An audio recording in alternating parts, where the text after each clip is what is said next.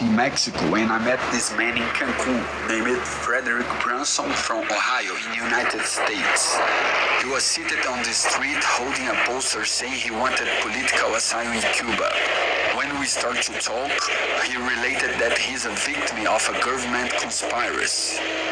Was he crazy or paranoid, or he was telling the truth? Being persecuted in the United States by the American government. The reason I don't exactly know why they targeted me. It's being done through the terrorist watch list and the Patriot Act. When did it start? I didn't really notice being followed and stuff until around 2007. Basically make bad things happen in my life slowly, more frequently as time went on. They bring you problems here. In the end, they made it where I could not work, where I could get no job nowhere. I was followed by surveillance teams, constant stalking and harassment, and basically to drive me to just think I was nothing. It's an operation that pretty much looks like it's meant to drive you to suicide or to commit mass murder or something like that. Between September the 11th, 2001 and 2006, the Department of Homeland Security handed out $130 billion to private contractors.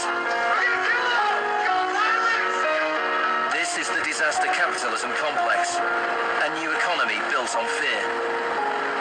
This will be a monumental struggle of good versus evil. Through the Patriot Act, they can come in your house anytime they want to without telling you nothing. And they do this all using the federal badge, and it's all legal using the federal badge because they got you on the terrorist watch list and under the Patriot Act.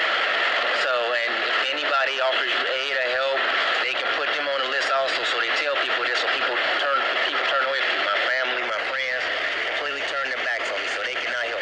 My parents have passed away because those are the cousins and stuff. They're the ones that quit talking to me.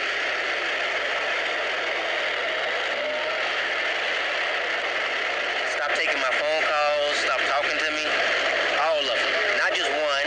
There was no incident, there was no arguments, no nothing. I grew up with these people, these were my blood and my friends, and they all just stopped talking to me.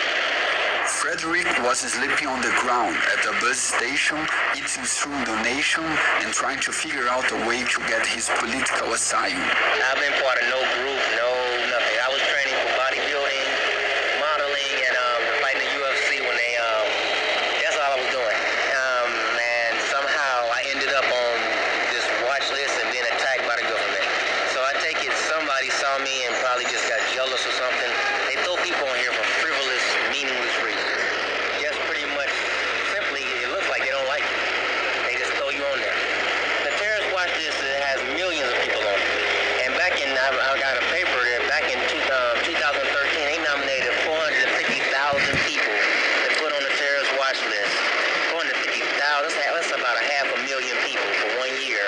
Once they get you on there, they declare you a suspected terrorist, or pretty much it looks like a terrorist. The Canadian journalist and activist Naomi Klein, in her book Shock Doctrine, researched some governmental programs in the United States that use psychological methods for people's subjugation.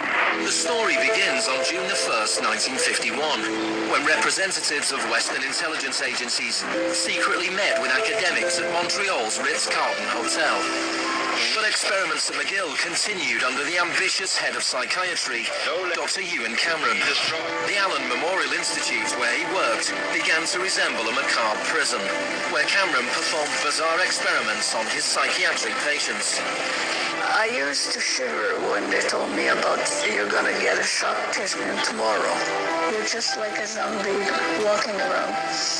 It wasn't long before the CIA put Cameron's research into practice.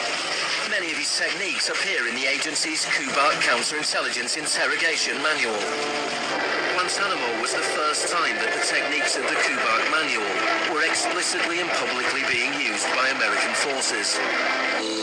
Three of the prisoners were Asif Iqbal, Ruwan Ahmed, and Shafiq Rasool from Tipton in England. They spent more than 2 years in Guantanamo before being released without charge. Just sitting there, you'd be in your thoughts all the time thinking, what the hell's going on, where the hell am I? You're not charged with anything. But yes, they follow you around, harassing you and destroying your life. You cannot go to court, you cannot take it to court and fight it or nothing. Once they put you on there, you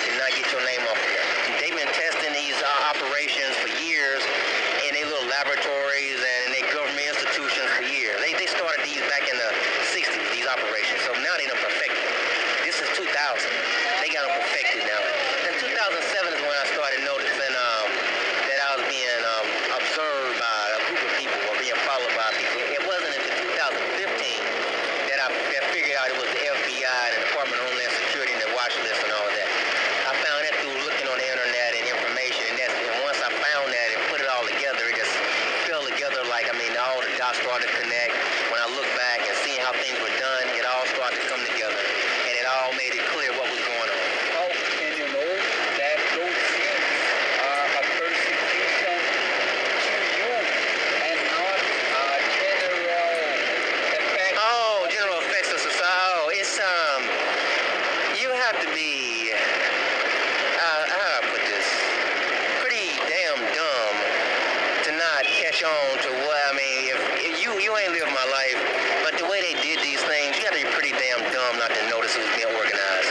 I cannot verify and then analyze the reasons that took Frederick to conclude that he's a target of such programs, but that they exist, they do.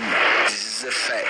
And anyway, for any reason, Frederick decided to leave his country, believing he was being persecuted, and search for a place to start a new life.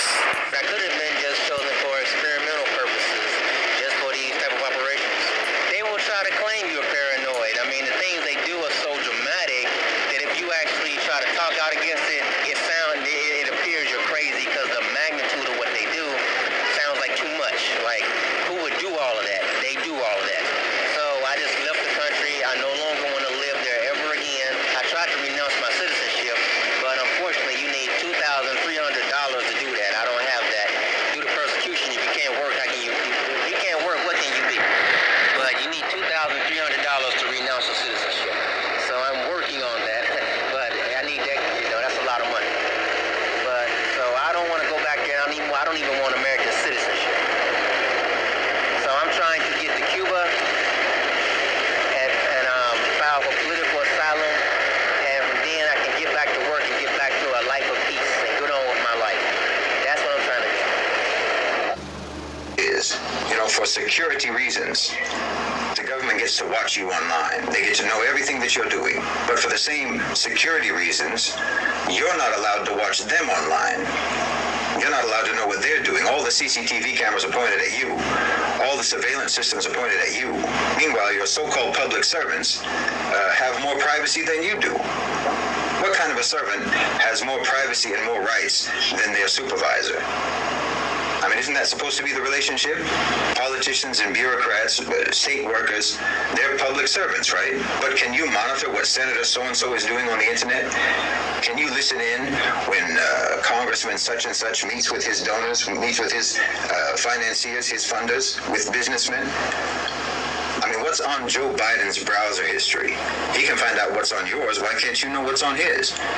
And more importantly, the real power players are completely off the radar. The CEOs, the shareholders, the oligarchs, the people who have by far the most power over the conditions of everyday life for people in America and around the world. The people who have the most power over government policy, they're not even acknowledged as having that power. The real controllers of the society are completely obscured and unscrutinized and unaccountable, except to each other. That's the system.